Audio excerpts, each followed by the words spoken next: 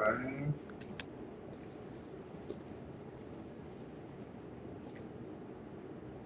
Welcome back to the meal. This is your host, Warner B. I'm so excited to be here today. I have a new guest today. Like I said, a lot of times what we do, we try to have, we talk about different things, but then sometimes we get a chance to have a guest that's a kind of expert in their field, kind of new situation for us. This is Dr. Hebert-Wallace. She is a licensed social worker, got a doctorate degree in social work, and nice to meet you. How you doing today? It's nice to meet you as well. Thank you so much for having me. I'm glad to be here. Awesome. Do you want us to call you Dr. Hebert? You want to call Dr. Alissa? What do you want? What is call me Alissa. That's Alissa, fine. Alissa? I've been Alissa since I was born. Okay, all right. Well, I'll tell you one thing I'd like to know is just kind of give me a quick bio, kind of tell me how you kind of got in this field. How did you even get in the field of social work? Alrighty. So I feel like I've been in social work for about 1 million years. I was telling you earlier. I've been a practitioner since 2001. Okay. I just kind of fell into it, honestly. I was a theater major first. Wow, okay. And then had some things happen, and I changed my major and changed schools and all that. And so I just kind of fell into it. It was really the only thing that was available at the time. From social work, from theater to social work. And I kind of thought I was going to maybe not do anything with it. And then here I am. Wow. It's 2024, got my doctorate, and wow. I'm licensed in 2 states. Wow. So to go from one to the other, what kind of kept you to a point where you kind of got you saying, hey, I need to get further education, maybe I need to go? What kind of pulled you in that direction? What was it about social work that kind of got you in? So I got my master's so that I could be licensed, because my bachelor's degree is actually not in social work, it's in family and consumer sciences. Okay. Because the school I went to didn't have a social work program, they just had a VAX program, and so I needed to get my master's so that I could be licensed. And then 20 years later, the bottom fell out, and we weren't doing anything for a little while. Yeah. So I thought, maybe I'll go back to the school. Yeah. Here I am. I've never met a social worker or counselor who didn't have like a story kind of like that. Like, I think when I went to school, I'm an ag major actually. My bachelor's was in agriculture. I started in that, and then I actually switched. I was in physical therapy. I have a master's in kinesiology, which is kind of like, and I was an athletic director thing for a master's in that, and I was a personal trainer, and so I kind of ended up doing social work just to take a class to see, because I liked it, but I didn't think I was that. I said, that's for eggheads, people smarter than I am, and all those things, and kind of fell in love, and it's just weird sometimes, and I think those life experiences put us in a unique place. And you use all that. You probably pull from everything. I most definitely bet you pull from theater. Absolutely. Try to use that in that. So that is awesome. But what was awesome about it, I think I was talking to Dr. Loggins. I think I kind of spoke with her, and she was telling me that she had an excellent person that might be able to come on our show and give us some information. Because the whole purpose of this show is about bringing awareness. Okay. Awareness not only to like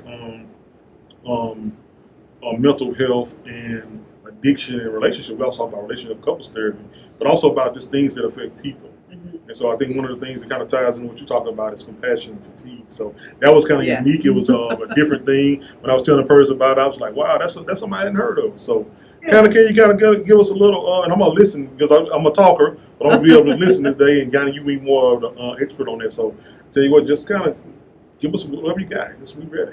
Yeah, absolutely. Awesome. So compassion fatigue is the quick and dirty way is burnout to the next level.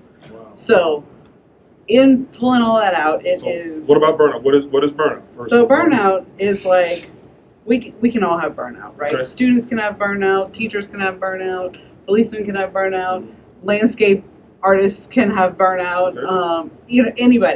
Anybody can have burnout, and that's just when you have kind of hit your level, right? You've just kind of gone about as far as you can go without feeling, tired all the time, or sometimes some anxiety just related to the thing that's burning you out, right? Okay. So students start getting anxious about tests, or they can't get up for school, but they can get up easily on the weekends. Or we as adults have a hard time getting up for work, but we can get up on the weekends, or we can get up for a vacation. It's because what's burning us out and what's draining us is work, Okay. And so compassion fatigue is that plus secondary traumatic stress.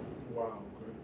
So people who have secondary traumatic stress are helpers, right? Okay. Social workers, marriage and family therapists, addiction counselors, policemen, firefighters, doctors, nurses, teachers, first responders, all of those folks, right? We either see or hear traumatic stress every day. And so if you couple all of that traumatic stress with the feelings of burnout, then you get compassion fatigue. Wow. That's pretty big. That is a lot. Wow. So a person, if like, maybe it's like somebody like Curtis who's dealing with social, he deals with social things on a level. He consumes that information all the time. Can you get burnout as well as that? You think that Absolutely. also Absolutely.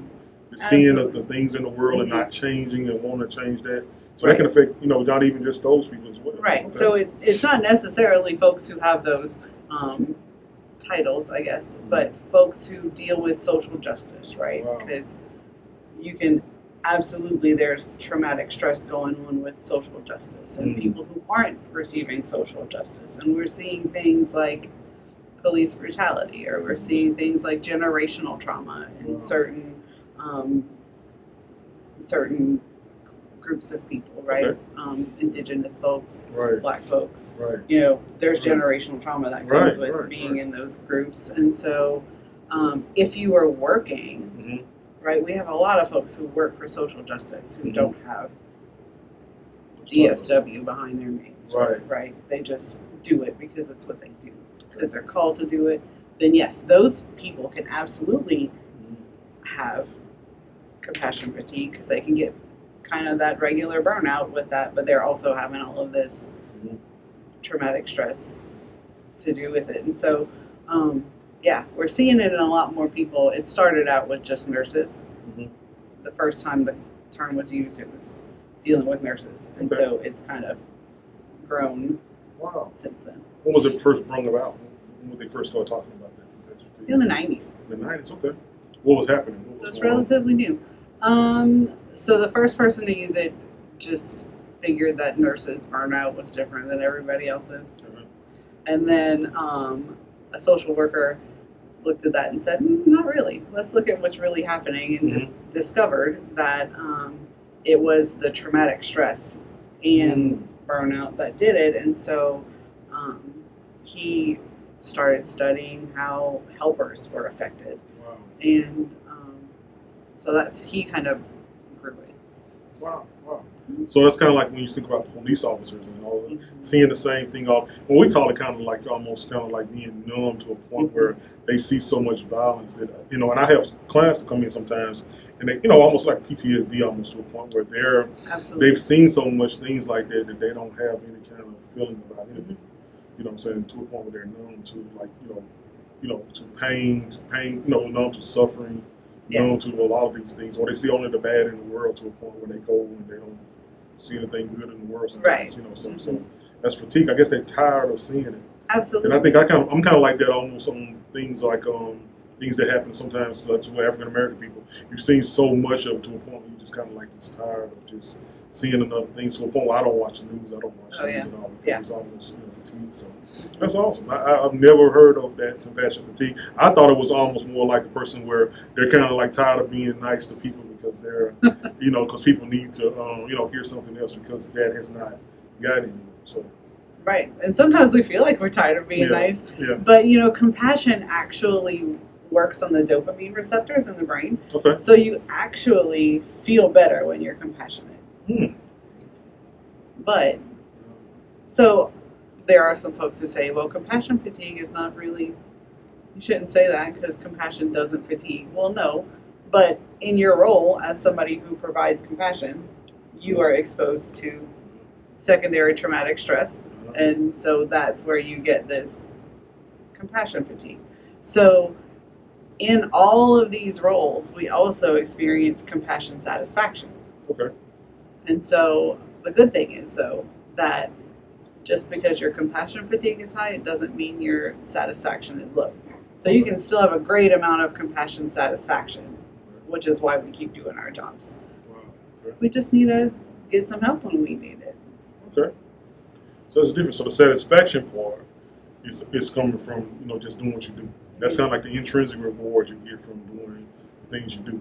Absolutely. But the fatigue is just doing it. And so I think almost like when I've been working, I say I love my job, but I'm tired. Yes. I love my job, but it's just worn out. Sometimes to see the same thing, and I guess that's really what PTSD is. You're revisiting the same thing over and over again. But with your job, when you're serving people, you're receiving the same thing every day. And so it's almost like you're putting yourself in a traumatic situation. Yeah. Especially like I know in my field, especially in the field of addiction, where you see the same thing, you hear the same stories, and then you also repeat it. And sometimes I think it's the hopelessness that you receive, that you can get fatigued from, the reset. So the traumatic part, can you go into a little bit more about that when you're saying that, what was that traumatic?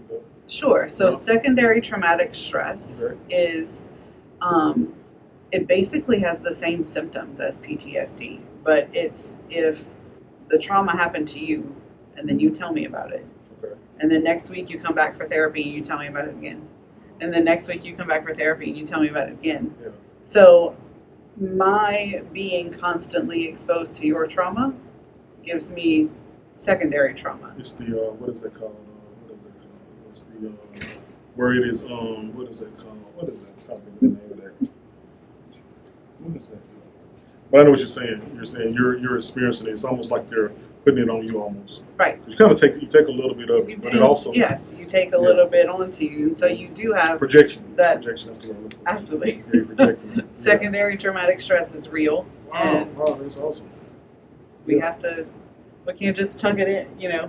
We as helpers can't just say, oh, it's just my job. Yeah. Or, oh, I got into, I knew what I was doing when I got into this, or whatever. We have to be able to recognize or talk to people, right? Mm-hmm. When you operate on an island, that's the worst time. You need to have friends, you need to have peers that you talk to, supervision, all of those things, so that those people can maybe reflect back to you, hey, I've noticed this change in you, or hey, I've noticed this recently. Or you can say, hey, I've been feeling kind of down lately, or I notice when I get home I'm really irritable. So, when you notice that there's a change, it's kind of some of the same symptoms, like I said, of PTSD, but some of the same symptoms as anxiety and depression and those things, where you having those negative feelings. That's when you need to maybe take a break, take a vacation, do some self-care, add some mindfulness. There's a whole lot of things that you can do to help yourself if you know that you're feeling some of this. I think we leak. I think that's what happened. I tell people we leak. You know what I'm saying? We see all those things, but we leak because all those things. I had to realize that one time with my son. It's like that. I used all my compassion at work, and then I came home and I worked in telehealth. And then when I came home, I think my son had asked me something, my youngest son, and I was like, and I was like tired, and I didn't have any empathy left for him. And I was like, my son loves me. He's crazy about his dad. I said, and so I need to save some of my compassion for my son. Absolutely. You know what I'm saying? Because at the end of the day, I need something left because I'm so tired that I've been on stage all day that I lose it. And I realized that, hey, you only have so much in you, regardless of what it is, before you get tired. Right. And so just being self-aware, knowing about yourself, I think that's one of the big things too. Working in this field, I think that's probably why a lot of therapists and counselors, they leave and go in other fields. Absolutely, because they leave the field thinking, oh, I'm just burnt out on social work, or I'm just burnt out on being a therapist or whatever. And yes, we have lost lots of really good helpers because they thought they were just burnt out, but they would do the things to help the burnout, right? All of the things that you hear. Self-care, or leaving your things at work, or all of those things, and the self-care and those things to help burnout didn't really help them. But it's because they weren't also addressing that secondary traumatic stress. Now, we haven't been talking about compassion fatigue for a very long time. It's only been about 20 years that we've been talking about it, and really it started with nurses and then kind of went out from there. And so now that we know, folks like myself are trying to be like, hey, there are some things that you can do, and you can stay in your job. You can stay a police officer, you can stay a veterinarian, or you can stay a teacher, because we need to not only address the burnout, but we need to address this traumatic stress that you're having too. Okay, wow. So tell me some of the things they can start doing that we can look at. Oh yeah, absolutely. So if you do notice some of this stuff and you feel like it isn't just burnout, right? Some of the things that you can do for yourself. One of the things that you can do is talk to a professional, but not everybody can do that, right? Not everybody has the time, not everybody has the money, not everybody has it covered by their insurance. And so that's only one thing in a whole pocket full of things that you can do. One of the things that you can do is start a mindfulness practice. Okay. Studies have shown that mindful breathing 3 times a week. So that's very little, right? When you think about doing deep breathing 3 times a week, does have positive effects. So if you can do it more than 3 times a week, maybe right before you go in to see a certain client, or maybe right before you change into your uniform, or right when you get off shift, or maybe all of those things, that can actually help to decrease some of the signs of secondary traumatic stress. And so decreasing that feeling of compassion fatigue. Another thing is guided meditation. You can do your own. You can find one on YouTube. You can write a script and read it so that you can record it, so that you can guide yourself into it. There is, let's see, I'm thinking of all of the things on my presentation board. Expressive writing, which is when you take time for yourself and you take a starting point that is what you think is bothering you, and you just write for 10 minutes, and you write about whatever pops into your head, and you don't stop writing, and you just write and write and write and write for 10 minutes. Now, you don't want to have to go pick up your kids from school at 10 minutes. You want to write for 10 minutes and then have some time to decompress, because a lot of times if you're writing, you start writing about that trauma, or you start writing about a certain client that has had a very big trauma that maybe you relate to, or one that you notice you're always apprehensive before you see, that's going to bring up some emotion in you, and so you might want to have some time to decompress after that. So like journaling, more like journaling, kind of like that, but you're expressive writing. Right. You're getting it, what you're saying, you're getting it out. Getting it out, right. Okay. And so journaling is one of the things that can help too. Right. So journaling would be just writing about your, what happened. You know, we all know about journaling. Expressive is more like venting almost. Expressive, it starts, and you write just whatever comes into your head. If the color blue comes into your head in the middle of a sentence, you write, I'm thinking about blue right now. I don't know why I'm thinking about blue, but maybe I'm thinking, like, just whatever, and you don't stop. Okay, never heard that. Until your timer goes off. Okay. And then you go over it and see maybe what came out. But that's also something that's just for you. Right. Some therapists use it, but also never read what the client writes, because it's a tool to get out what you're feeling and what you're. So you want to do it somewhere safe. If you do it on your computer, you want to make sure that only you have access to it. You don't want it to be like on a public drive or something. You can shred it when you're done. You can throw it in a fire when you're done. You can lock it up. Just you want to make sure that it's going to be private to you and that nobody else can find it. Because some stuff might come up. You might write about how you feel about your kids or your spouse, or you know, and you don't want those things that come up during expressive writing because it's so raw. You don't want that to be looked at by anybody else. That's good. Because I think a lot of times when I have therapy, I talk to clients about that. And sometimes you hear, well, I wrote a journal, my husband found them. I said, sometimes, you know, they're not for that. You know what I'm saying? You have to write them and put them up somewhere, because sometimes those are just venting. There's a difference between venting and saying things. Sometimes you just need to get that out. Venting is good. And so that's good, because it kind of falls into, like, it's really therapeutic. It's really, you're saying that's almost therapy for the person who's giving therapy. And that's a need, and that's something we hadn't talked about, because we talk so much on here about actually the counseling itself. We don't really talk to the counselors or the people who are doing that, and that's a need too. And I think when I was on here last time, and I was talking, I had a guest in person like, you know, want to need some of that therapy he talking about too, because he's saying some things, because we do, we're just human. Absolutely. Just human who went to go to training, but we also need the same kind of therapy. And sometimes when you're around other people who are therapists, it's easy for you to kind of express that with them because you're the one that's usually giving it, but you need it as well. Absolutely. And then, one thing they teach you about that is because you can self-project, you can put that on somebody else, you can push that on the side. So that's awesome. So that's pretty. That's a lot of information. That's different though. It's a different thought of that. So doing those things, saying those things like that, how's that been received? Has that been received pretty good about the? Absolutely. So I spoke to a group of social workers in March, and some of them had seen me speak before, so they kind of knew what they were getting into. But there's a section where I asked them, how many of you have vacation days? How many of you had vacation days left at the end of last year? And so that's when I take my chance to really get on them, because that's some of the easiest things that you can do to address compassion fatigue. Take your vacation days, spend time with your family or your loved ones or whoever you choose to spend time with.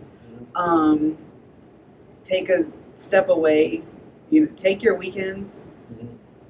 Do your notes while you're at work. Don't stay too long after right. Whatever time, but don't bring your notes home if you don't have to. Right. If you do have to, make sure that you don't just do your notes at the kitchen table or in your bedroom, or if you work from home, you want to have it separate. Yeah. You don't want to just work where you live, because then everything gets jumbled. And then especially if you do develop burnout or compassion fatigue, then it's harder to do some of the easy things like self-care, because you're just never away from work. And so you want to be able to separate yourself. Wow, that's good, because I guess the things that you're trying to do, you end up not being able to do those things efficiently.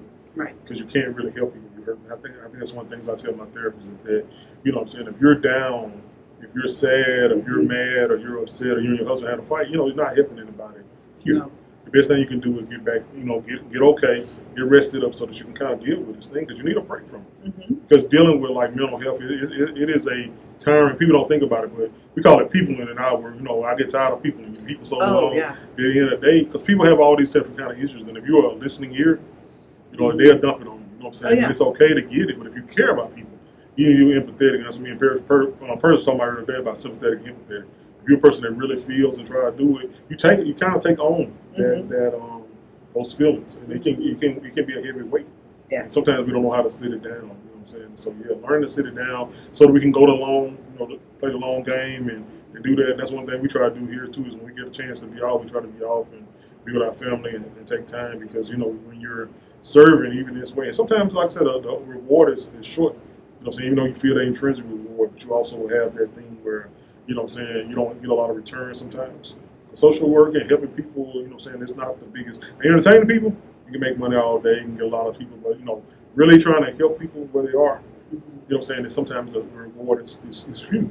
But if you care about people, it's hard. But also, you got to take care of yourself. And I'm glad you brought that, that up. That's good. I'm glad to hear about it, because it's different. And I think we was thinking about more like, hey, I'm tired of being nice and I need to be I just gotta, because I'm getting tired. And because in a way it is, because people do need that tough love. They do need to know about that. That hey, and a lot of times people think about counseling. They don't think of this confrontational. Counseling is really good. Counseling is very confrontational. Absolutely. But it's confrontational based on what you said that you want.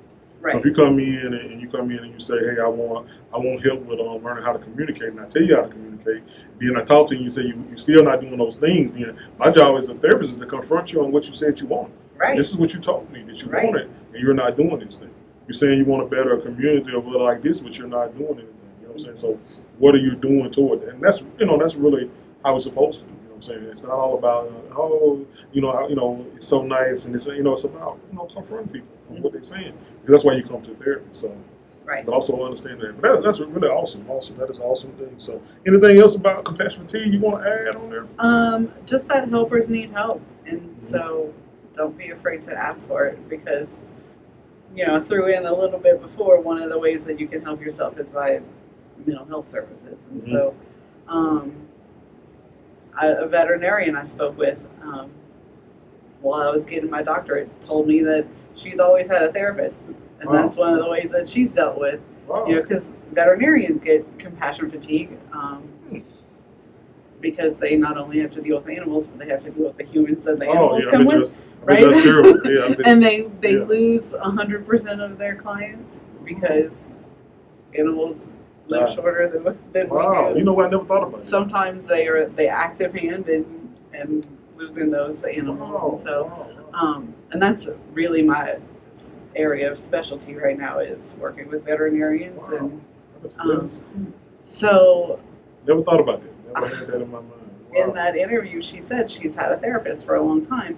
And I said in that interview, I was like, look, I didn't tell her to say that. That was not me, folks. That was her all on her own. Yeah. And so helping people need help sometimes. And we forget that a lot, especially if the helpers are supposed to be the tough ones. So social workers were supposed to be tough and marriage and family therapists are supposed to be tough. But really, first responders, police, firefighters, even doctors and nurses, but those other, they have to be strong and they have to be tough and they have to put on a brave face, and they see some of the most gruesome things that any of us will ever see, right? Because I deal with death a whole lot, but I'm usually not right there when it happens, or usually the death that I deal with is cleaned up when I have to do it, or even working in an emergency room, I've seen from 30 feet away when folks are in a code, but I'm not right there in the middle of it. Mm-hmm. So even if you have to be strong and you have to be tough in your help, don't be afraid to get to the help either. Okay. That's good, because now when you were saying that, I thought about that, about the men, and so kind of bring that back to what I deal with. I do a men's group in my job, and one of the things about men, and I always tell them, is about being smart, not about being strong. Mm-hmm. And a lot of times, now I see quite a few policemen, and which I don't see a lot of firemen. I haven't seen a lot of firemen in my therapy, and seen a lot of first responders. I've seen a couple, but a lot of times what happens, just like when I was in the Army, National Guard and Reserve, if you went to sick call, it was looked down on. Mm-hmm. So if you were sick, I told you can have your leg hanging off your bone. If you went to sick call, they like, oh, he's a weak guy, he's soft. And so a lot of times, one of the things we do here is to try to get that stigma off that, hey, when you need help, you need to get seen. You need to say, hey, I'm burnt out. I got this going on, because that's when mistakes are made. That's when judgment calls are made, because you become so numb that you don't realize that you're numb. Mm-hmm. And one of the things I think is that's why we do this, is about building awareness. Hey, I need to have a therapist. I need to talk about that. Or I talk to guys that have been in the military. There's a storm and there's a still. I said, did you go to counseling? Did you go to debriefing? No, I didn't go to debriefing, because you know how it is in the military. And see, me knowing how it is, I know it. So guess what? They bring that back home. They get married, or come back home and they get into another job. I had a guy that was in the military, then he came back and was an EMT.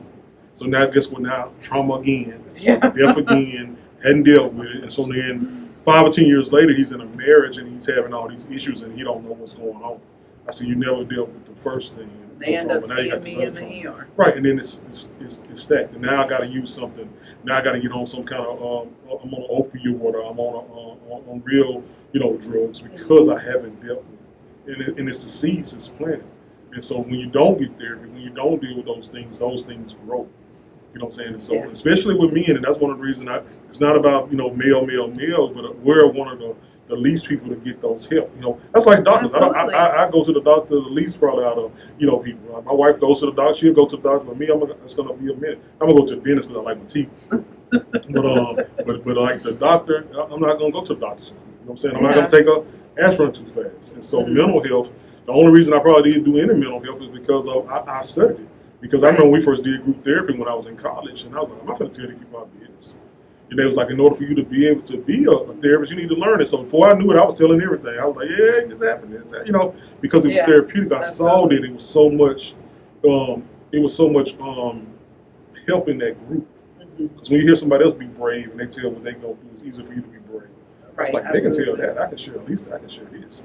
But a lot of times men don't understand that they can do it. And so one of the things in the group, I tell them, I say, y'all, if you got emotions, it's for a reason. You know what I'm saying? Because a lot of times people don't understand it. Only emotions that most men will even say they have is anger. Oh yeah, I get angry. Oh, I get mad. And that got me to any other emotions. I said, like, no, I said anger is a secondary emotion. So you're disappointed, or you're upset, or you're hurt, or you're injured, or or you're mad, or you're bitter. That's the real emotion.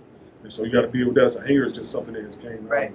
You know what I'm saying? So that's really good, and I hope men respond to that more. Y'all, you get any men to talk to? I know therapy and social work is the field is so small with men. Period. I know. Very few men. So. If we could have more men. Yes, we need them so bad. We need men social workers and counselors. Yeah, and absolutely. Very, very small. Absolutely. I think it's harder sometimes, even for men in mental health, to ask for help. Why do you think same thing? I think it's the same thing. Yeah. Like they have to be the, it's those gender roles. I think it just all goes back to gender roles probably. Like women, it's easier to provide help and it's easier to ask for help. Mm-hmm. But, men provide help in the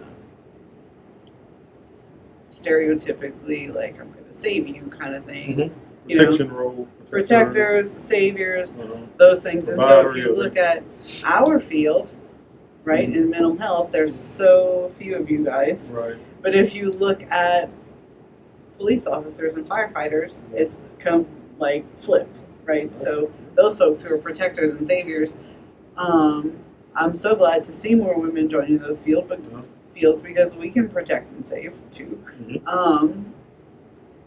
And I'm so glad to see more men joining like therapy and counseling and social work because men can absolutely provide those supportive, nurturing therapy kind of things too. I think just to see another man. Another man, so I get a lot of counsel just because they need to see that and be okay. Because like I said, I was bringing up the Bible because the Bible says that iron sharpens iron. What it means is that things that are like sharpen each other. And so when I'm in a men's group, I can say, okay, hey, I know you feel this because I feel this. Right. I know you're going through this because I went through this. You know what I'm saying? And I'm an average man, and so I know if I get tired, I get down, I get depressed, I get anxiety, you do too. Mm-hmm. You know what I'm saying? And I can hold it that. You know what I'm saying? And so, they can go to a person that they say, if it's a woman therapist, they might say, oh, you did? Oh, no, I'm not. I don't have any of those things. You know what I'm saying? And they have to try to be the male role. But if I go to a man and they're like, yeah, you're right. And so if you has this, how are you dealing with it? Mm-hmm. I don't think about it. I said, guess what? It's coming back. It's going to come there. You know what I'm saying? It's going to deal with it. You're going to deal with it one way or another, in a good way or a bad way. So that's why I think it's a need. That's why we kind of do these things. That's why we have it because, we need to know that because we're still out in the world and the world has not changed. And so that need is there. And so to know about compassion fatigue and, hey, maybe if you didn't do anything, you're saying, hey, I'm making you aware. Right. This is what's going on. Right. And I mean, awareness, and it can be, especially now that we know that there's a difference between burnout and compassion fatigue. Mm-hmm. If you're trying, and I know I talked about it a little bit earlier, but if you're trying to treat your compassion fatigue like you would treat burnout, then you're not touching everything. It's just like if somebody has bipolar disorder and we're just treating the depression, well, that mania is going to come. Right, that mania is going to come back, and it might come back even harder the next time. Yeah. So if we're just treating kind of the physical symptoms, if we're just trying to I'm so wrapped up in it that a lot of the things that you do to treat burnout can treat compassion fatigue. But if you're ignoring the fact that there is secondary traumatic stress, then you're really just treating your burnout part, right? And so you have to be able to admit that there's something else going on. Right. And so you want to be able to treat it as a whole. But if you don't know that it's there, then you can wonder, like, why am I doing all this self-care stuff and nothing's happening? Or why am I talking to my therapist about not wanting to wake up for work, but I'm not talking about all the other things that, Because depression and trauma is different, right? Because trauma is something that's traumatic. Trauma is deep. And I think that's what they don't realize. It's a little deeper than depression. It's like when you have grief, you have prolonged grief symptom. Prolonged grief disorder, it's a difference. Because it's prolonged, it's deeper. You know what I'm saying? So trauma is deeper. You know, I tell people it's little trauma and it's big trauma. Right. Like bump your leg on the side of the leg, that's trauma because you're going to remember it. But if it's something on here sharp and I cut it, I'm gonna feel it deeper. Mm-hmm. And so it's something different. If I bump my leg, I might say, you know, I might not think about it. But if I cut my leg, I'm gonna say, Alissa, go over there.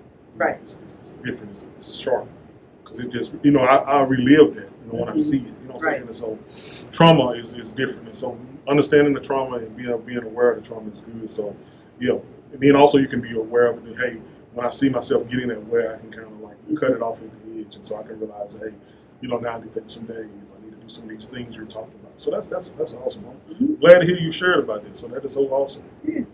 Cool. I don't know how that would have to do with the crazy years. I wanted to talk about that, Purge. You think that's anywhere, Purge, you see any way you think that that can tie into that anywhere, man? Excuse me. Burnout fatigue? Yeah. Definitely can tie into it. So I'll go ahead and ask you because, you know, I do the tough love kind of thing, which is, I thought burnout fatigue to a degree when Werner mentioned it. However, now I'm listening to you and defining and giving more details, and I think that maybe I'm just tough love, and that's just what I do because I come in frustrated already. So I guess I look at the funeral home. We're having COVID just came through, and not to mention how many of us were burying people. I think everybody had somebody. So burnout fatigue, because a lot of us have not gone to therapy, I think COVID might have burned us out and kind of took our, which word was it? Compassion, our empathy, our sympathy probably. It removed it because it was back to back death. Absolutely. Death. Absolutely. And at some point, I think I remember people just kind of like, you know, it is what it is. It wasn't even crying and, you know, that real serious crying. Yeah. Everybody was tough now. And it's almost like we were sitting around like, who's next? It's numb to it. Yeah. It's almost like the shootings. It's so many. It was so many of those school shootings to a point when they hear about another one that you could almost just turn the channel. You know, and it's like, you know, I remember turning the channel one time and I was like, they're like, you heard about this shooting? I said, yeah. And I was like, that's bad that, you know, somebody has lost their life. Right. But it's so many that has taken place that you were like, I don't even want to hear about another death. And you know it's bad, but it's almost like your compassion has changed. And that's bad. Right. Because you know it's bad, you know it's terrible, but at the same time you're so used to it that you just almost kind of like you're tired of being, you know, you're tired of the bad news, you're tired of hearing that thing. And I think that's the same way with a lot of things, especially like what happened with a lot of race things. You'll hear about racism, things like that. People are so tired of hearing about another thing. It's not the fact that they don't care about it, but it's just like it's so heavy that they'd rather just put the whole thing down. And so, and that's exactly secondary traumatic stress. Wow. And so that would be the STS without the burnout, right? Because you're just living your life and watching the news and things are happening. You're not actually doing the work. So somebody who is on the ground doing the work right there is going to develop the compassion fatigue. But so that would be like without the burnout, right? You are seeing these traumas over and over and over again as part of your life because the news is on 24 hours a day and they think that we need to hear the bad news 24 hours a day instead of the good news. But so a lot of us have developed secondary traumatic stress symptoms, and numbness is one of those, just in life. And so it makes it easier for those of us who are helpers to develop compassion fatigue because part of what goes into that is what's happening outside of our work. So if we've got secondary traumatic stress at home from our TV, and then we go to work and we have it again from our clients, it just, you know, it then becomes compound trauma almost, and so it can increase those things. But yeah, a lot of folks who are just living life right now are having secondary traumatic stress from they kind of just start focusing on themselves. That's easy why people can just say, I'm just going to focus on me, I'm not going to worry about it. I can't change the world. I can't change these things. Right. And so I'm so burnt out or fatigued on it. I'm just tired of trying. Wow, that's good, because I think that's really what we kind of move to a lot of, in the world. A lot of times people are just like, it's so much now that I've gotten numb to these events. You know what I'm saying? That, and you'll hear that sometimes in these war-torn countries that it's definitely so natural. I can't remember somewhere I was at that they were so used to. I can't remember where I read a story about this guy. He was going to build a church, and they had to move. And it was in a war-torn country, but there were so many bodies, they had to move all these skeletons out of the way in order to build a church. And it was like they were so used to it, it wasn't anything. And I was like, that's what war does. It's so much trauma and so much death. That's what they was doing, and it's like they were sweeping up, some looked like some sticks or something, but it was bodies. You know what I'm saying? And what happened if we don't deal with it, we can get to a point where we're that numb. Right. You know what I'm saying? Even the people who have a special heart, who care about people, you can get numb to that if you don't get any treatment and you don't become aware, and you can be that, and then you can be kind of like part of the problem. And those people need us, they still need us. So I'm so glad that you shared that with us. That's an awesome thing. So anything when you heard this before we go, man? I'm kind of shocked over here still with this one. Yeah. It's rarely that I hear one that I don't know about. But, kind of. Yeah. This one, I think it touches so much. I think it touches everybody to some degree because it's not something we're really. I don't think this was on the radar for anybody. Yeah. We had so much going on in the past few years. We turned into these almost cold people. I mean, our relationships are failing. Nobody wants to talk to anybody anymore. Just want to run to the divorce and get out of the relationship. Right. Want to call everybody toxic. We're not taking a pause to be understanding. Right. And I think that has to do with the building up from COVID.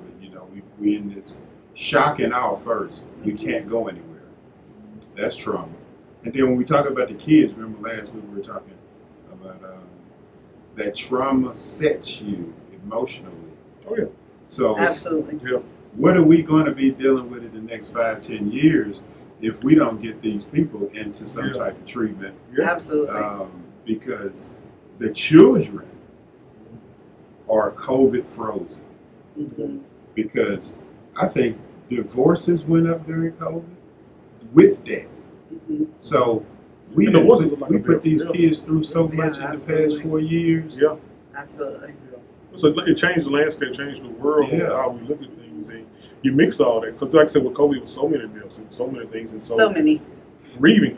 That's one thing I met with a lot of, and I see a lot of people who really don't know how to properly grieve, don't realize the grieving is not linear. Right. And then multiple deaths in their family, not being able to bury them or be with their family group when it was going on because they couldn't be together. We couldn't assemble. So I hadn't dealt with that. I hadn't dealt with the fact how I feel about my dad. I hadn't dealt with the fact that I couldn't lean on my cousin. We couldn't talk about it because one of the ways of dealing with grief is telling the story. So all that, and guess what? We just kind of get on living. And then the world kind of keeps going with all these different things that are happening. Right. And like one thing me and First talk about is like repressed memories. So these repressed memories are here and all these different things. And so if we're not going to therapy, what are we going to? We're going to use. We're going to use some kind of, we're going to use food, or we're going to use alcohol, we're going to use drugs, we're going to use sex, we're going to use all these, pornography, probably when skyrocket, when all this stuff happened. We're going to use all this thing. Right? Yeah, I know. Yeah, it's all. Just to think about what's coming. And we don't use it. And what we fighting right now, and so we need to be watchdog. We need to be aware of the fatigue, because if we don't, we're not going to be able to go on the front lines and help. Right, absolutely. So we need it. Yeah. Right, and so everybody is dealing with a lot more than we used to deal with, right? And so it is important for folks who can develop compassion fatigue to know that the secondary trauma is going to be greater now because the world is more traumatic, period. Right. And so even than it was 5 years ago, right? Yeah. It's a totally different look than it was 5 years ago. Right. And so the things that our clients and the people that we meet and the people that we see, teachers are going to probably have increased compassion fatigue because there's increased trauma with the little, like we were just talking about COVID trauma, right? 30 little COVID trauma kiddos running around your classroom are going to increase whereas 5 years ago you might have just been burned out. Right. Now you're going to have compassion fatigue, right? Because you're just hearing about all of these things. They might come to school and talk about their grandparents dying, or they might come to school and say, Mom had a baby and I couldn't go see it, or all of these things that are getting better, but there's still some of that, right? We're still being kept away from people sometimes. And also, I'll tell you a good one is that I know quite a few people who have developed like these fears and phobias and panics, and I have quite a few that I deal with, even like saying, that are, that COVID has, traumatized them to a point where they're, became germaphobes, or they're fatigued about certain things, or they're scared. And so those things are passed on. And guess what? If I have a child during that time, guess what? Those things are passed on. And I pass those things on to my kids. I'm not going to want my child to play in the dirt. We played in the dirt. I've been playing in the dirt for 44 years. Yes, yes. And you need that. But if somebody who has developed some of these fears and phobias around COVID, then that spreads to everything else, right? The second, we all hear about, if you cough in a waiting room, then everybody's going to move away from you. Yes. But if that gets increased even more so, that you have all of these other, that somebody develops these fears and phobias, that's going to affect their whole family, right? Because their kids might not be able to play with other kids, or they might not be able to go outside and play for fear of catching something and bringing it into the house, or if they do go play, then when they get home they have to take a sanitizer shower, and some of this stuff sounds funny, and I'm kind of exaggerating some of this stuff, but it does really happen to a smaller degree, where and it's real. If you develop these phobias, then it's going to affect your whole family. Yes, and if you don't know it, that's a phobia. You don't realize it. And people don't know about fear. Fear grows. Right. And it grows, and that's where panic disorder comes from. You don't realize fear, anxiety, to a point where panic freezes you. Right. You know what I'm saying? When you have a panic disorder, you won't go anywhere. You know what I'm saying? And that affects. And so a lot of those kids that are born, you think about those COVID kids, I think me and Percy talked about that before, those kids grew up in that. You think about children who were born and conceived during COVID. Right. That's a whole different world. They have a whole different world too. It's like kids who grew up like after World War I or II or something like that. Their parents are different, the people are different, and the world is different. And so that need for that, even when Percy was saying that, he said something about funeral home, but I thought about the people who work in the funeral homes. Man, they already usually have to be kind of colder anyway, but most definitely death after death after death, to a point where the hopelessness of that. And I think one of the things that a lot of counselors deal with, myself included, is almost like, especially in addiction, it's the hopelessness part. It's like, hey, what am I doing? Is it important? You know what I'm saying? There's so many deaths and there's so many returns, and the recidivism rate in addiction is it goes around so fast. Right. You see the same people all the time. Sometimes you wonder, hey, if you care, if you're there for a job, it doesn't matter to you. But if you care about people and you're seeing it over again, you're wondering, hey, what's my work worth? You know what I'm saying? So right.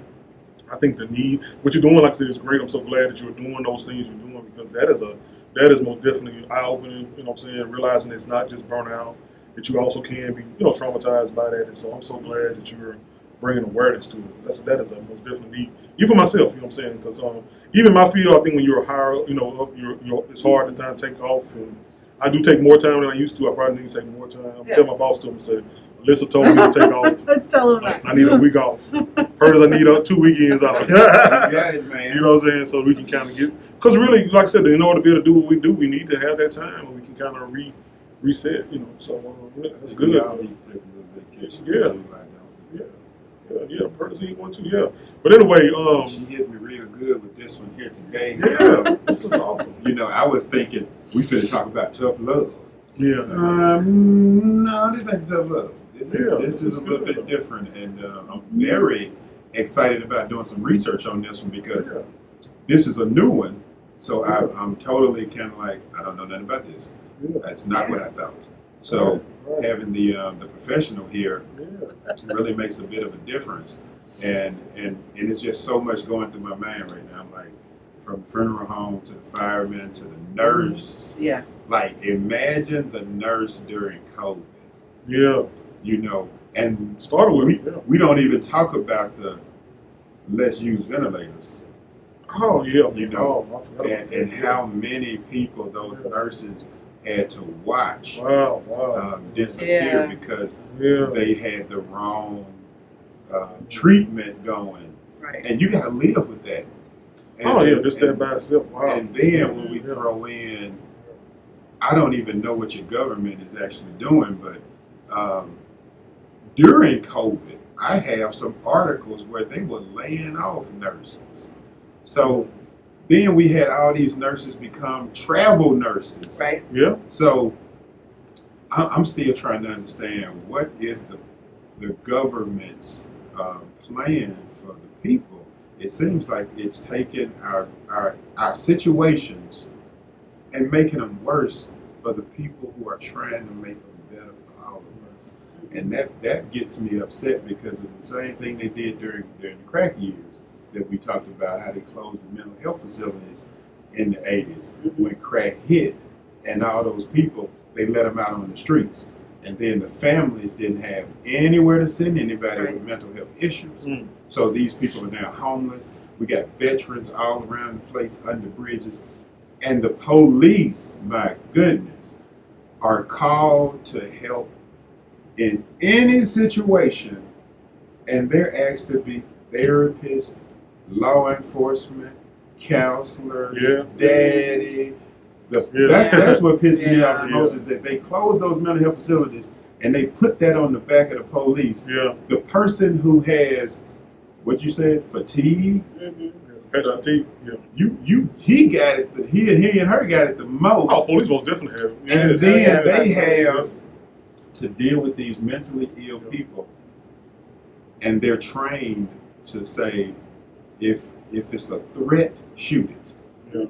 And we haven't trained the police in all these years. I've never seen a sign where they're shooting in the legs. It's always torso and head. Where's the shooting in the legs? That you could do too. But it's almost like we're training the police to kill the sick people while we're closing the sick people facilities, but we're not making any effort to assist. And it's what we have a thing with our police. I was talking to a police officer yesterday morning about the same thing. We talked about that about the the hospitals closing because they closed so many of the mental hospitals, and they're and what it is, they get a lot of mental, and so they're teaching them, hey, this is what's going on. And so even when we have people act out, I really don't call the police because they're not. A lot of times they're not trained. It's the same way if I go to a lawyer. He worked in public service, but he was like, man, I'm supposed to have certain things. And I was like, man, people don't realize that. They think, well, he's a white male. He has the whole world. I was like, no, I said, you know how much pressure that he is for him to be successful. He's like, I'm supposed to have a boat. He said, I'm supposed to have a Hunt Club membership with $10,000. I'm supposed to have all this and that. And so he went back in his room and he drunk all the time because he was a lawyer that was not successful. You know what I'm saying? And he's a white male, and he's like, I'm supposed to be at the top of the totem pole. And I was telling myself, I understand. I said, you're supposed to be in the top level, and he's not what some of his friends are. But he don't realize that some of his friends had a hip up. Their daddy might have been this, or their daddy might have been that, and they got him that first job or got him this thing. And so, but he's still dealing with that. And so he still has to go in and, Or he's an attorney in public service, and he's not working for Saks or somebody. Or he's if he's in public service, he's supposed to be a politician. Most of the time they doing that, he's supposed to be getting ready to run for lieutenant governor or somebody, but somebody else might be better at that time. And so, and I was like, man, that's real. And then when he was talking about therapy, he was like, well, I can't come in here and go to therapy because I can't afford therapy. And then some of these people I locked up. And I was like, that's real. That's the real thing. And so guess what? He's still dealing with that, So that's real. That's what people really are. And so that's why we need therapy to deal with that. See where that came from, what I'm supposed to be or what I think. And that's what that's what is also, is awesome, but it's also, it can be hard to deal with, but it's real though, That's what I love about therapy. Because he needs help just like anybody else, Yeah, absolutely. But I ain't a holding this Dr. Hammer. The work y'all do is greatly appreciated. Well, thank y'all for having me. It was lovely. Thank you for coming. Maybe we talk a little bit about your thing. No doubt, no doubt. Okay, and I'm gonna go do some checking up some audios and make sure you get the contact information for me. And the offer is real. Would you like to have a show for real? We'll certainly think about it. Definitely think about it because what you're talking about, I haven't heard before. This is brand new for me. And I think it really needs to be heard by everybody so that we can start to say, wait a minute, maybe that's what's creating the problem.